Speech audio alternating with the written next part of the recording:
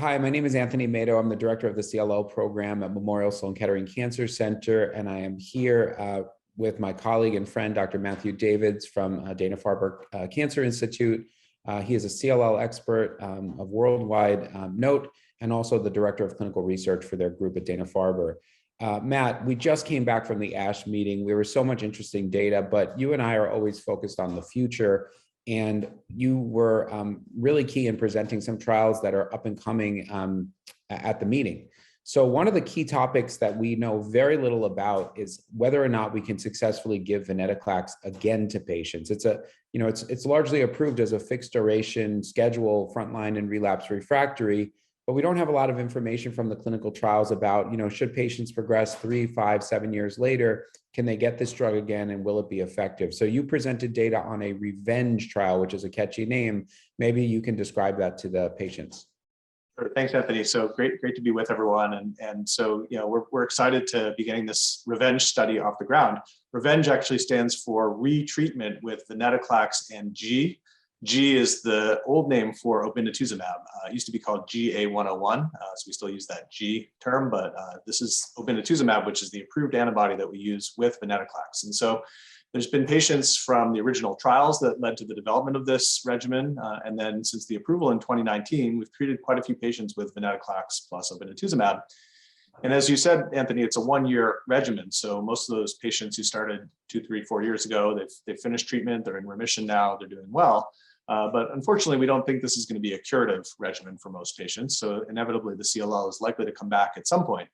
And although we do have other good options to treat patients with, like the BTK inhibitor drugs, I think a really important question is going to be, if we use Venetoclax with Obinutuzumab again, a second time, how effective is that strategy? And does it depend on how long of a remission the patients had initially, for example? So that was sort of the initial thinking that went into the design of this revenge study, which is a collaboration between ourselves at Dana-Farber, the German CLL study group, and then a variety of other sites around the world that will be opening the study.